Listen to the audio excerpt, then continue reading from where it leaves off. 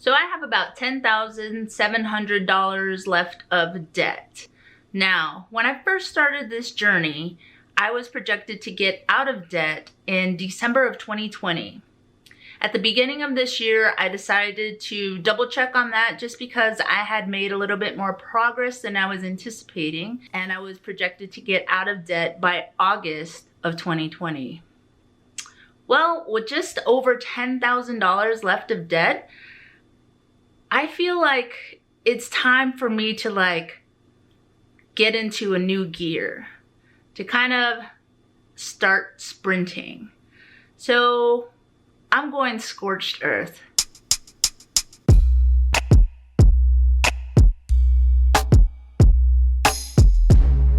Hello and welcome back to my channel. My name is Jessica and I am dollar blazing with intention in hopes that one day I'll be white blazing to Mount Katahdin in Maine. That means I'm trying to get out of $26,503 of debt. Now, as you just heard me say, I have about $10,700 left. I recently went to Undebt It. It's a snowball calculator. You could do all your numbers and try to figure out what your debt-free projection is. They told me I would be done in May of 2020. So right now we're gonna get on the computer. I'm gonna go over some numbers with you guys and let you know why I'm deciding to go scorched earth on this. All right, so let's go. All right guys, so the first thing we gotta do is go to undebt.it, undebt.it. This is how I'm gonna see my debt-free projection by listing all my numbers. So we're gonna start this month. It's the beginning of July. My total debt payoff budget that I have, I'm gonna say that on average I do maybe $1,000 of debt. So I'm gonna put in $1,000. Current balance is $10,706, I believe. My minimum payment is $446. My interest rate is 3.5. Now, if I had more debts, I would add a row, but I don't have any more debt, and we're gonna see if my total payoff budget is $1,000. We'll see what happens. Check this out. I hit go. Now it's all this calculation and stuff, right? And at the very bottom down here, it says that I'll be out of debt in May of 2020. Which is unbelievable because when I first started this, it was December of 2020, then August of 2020, now it's May of 2020. Now seeing that it's May 2020, right, that was such enough to get me really, really excited about things. But I started thinking what if I can put more money into this total debt payoff budget? And I went through my numbers and I looked, and if I really slashed at my budget, I could come up with $1,400 a month to put to debt. So I decided to do it. So let me see, $1,400. It does its calculations. Holy crap, look at this. I could be done in February of 2020, not May, February of 2020. If I were to go scorched earth, if I really, really threw myself and committed myself to this and was able to come up with $1,400 that I can put to debt, I will be done in February of 2020.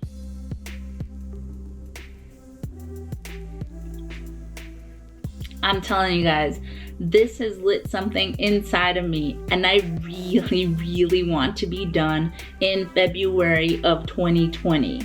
So that's what I'm gonna do. Let's go look over to my July budget so you can see what I slashed, and we can go through this really, really quickly, okay? July budget. My rent was $828. I already paid that for the month of July. My therapy is $25. My car insurance $81. Nothing's changed there. Actually, my car insurance went down just a couple dollars. I have no idea why. I'm not going to question it. Let's go over to the budge category for my paycheck number one. $60, that's normal. That's what I normally give myself. $100 for groceries, that's normal. That's what I normally give myself. Dana, nothing's changed with her. She's still going to get her $40 every 2 weeks. Now, backpacking. Normally what I do is I put in $25 every single paycheck, and that just kind of adds up in case I need to buy gear. So if I don't go backpacking for a month, you know, I got $50 just kind of sitting around in case I gotta get some new gear or something. Honestly, my gear is pretty locked in. I don't think I need anything. So I'm not going to schedule or plan for any sort of backpacking backup plan money-wise. I'm only going to budget that in if I go backpacking. I have no trips lined up for the next 2 weeks, so that gets $0. Fun money. Go and take a look at my last video. You'll see that I just got through blowing a whole bunch of money, and that's just going out, having a good time with friends and family, and not really worrying about the consequences because I'm killing my debt. But honestly, I'm the one breaking my budget, so I'm gonna reduce that to $20. That's still $40 a month. This is where it's gonna get hard, because honestly, I already spent that $20, and today's the 2nd of July. I just got paid on the 28th. However, I don't have anything else coming up, and I'm just gonna be able to say no to any friends that wanna go out. It's okay.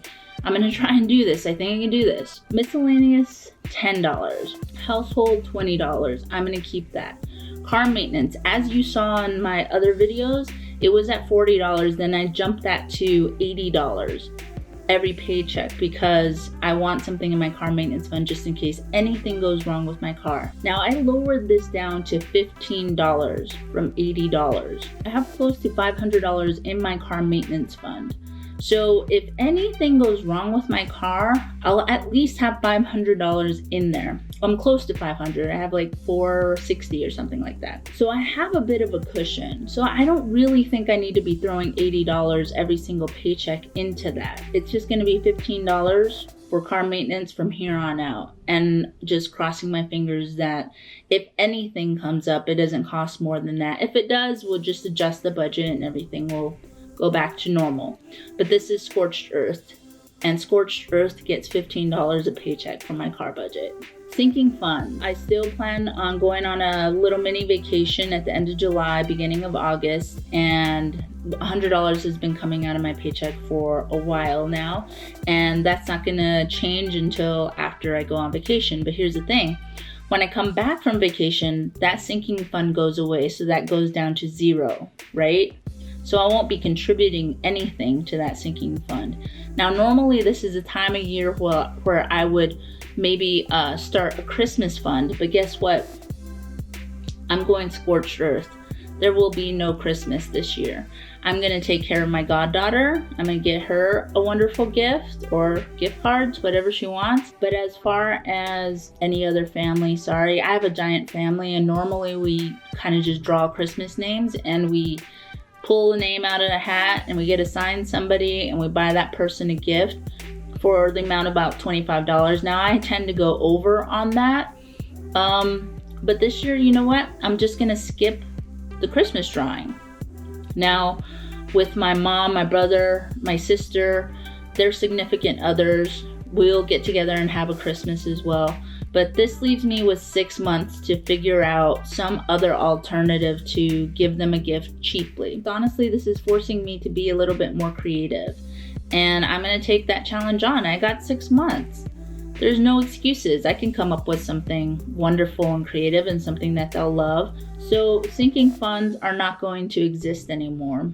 Go down to paycheck number 2.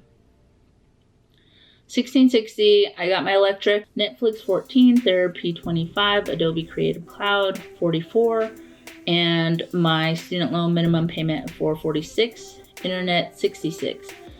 Same thing over here, budget category. Now all of this stuff is basically the same that was up on top. I'm just gonna have to be a little bit more disciplined. Now I gave my vacation $50 for July because the other $50 is gonna go to my sister's boyfriend. He has a birthday coming up and we're all gonna get together and go out for his birthday. So I wanna budget for that. So with all that said and done, if I go down here and we look at this, total to debt for the month of July would be $1,442. I've already budgeted August, and I know that I can do this. This is what it's looking like, guys. It told me May. I said I can give you a little bit more money. What would it be then? And now it's telling me February. So let's see if I could do it. Let's see if I can make it to February. All right?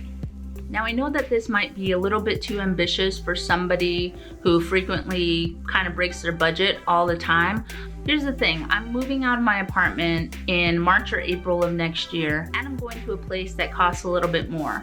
So I would really love to be out of debt before I move into that new apartment. Also, I have a birthday in March, and it would be really, really cool to get into my next year completely debt free. One of the reasons I really decided to do this that kind of pushed me into doing this was I rewatched a video by Budget Girl. If you don't know who she is amazing woman who documented her debt-free journey. I'll leave a link to her channel down below. There came a point in her debt-free journey where she realized that she really wanted to sprint. And that's exactly where I am right now. And I went and watched her video, and she kind of fired me up about it. I'm really gonna try it. I'm gonna try and tackle this. I mean, May of 2020 sounds awesome, right? That sounds great to me too. However, if I really kind of like slash my budget like I just did and try to focus on other things, because there's a lot of other things that I need to do in order to prepare for my through hike. And honestly, if I don't have the temptation to go out and do all this crazy stuff with like friends or family, it'll help me focus on the things that I need to get done before I go out for this through hike. Because that stuff needs to get started right now too. I'm gonna try my best, and I wanna bring you guys along for the journey, and it would be really cool to get out of debt 10 months earlier than projected. So leave a comment down below. Let me know what you think. Do you think that this is something that I can do? Do you think I'm being overly ambitious? Hit like, hit subscribe, and we'll see you in the next one. Laters!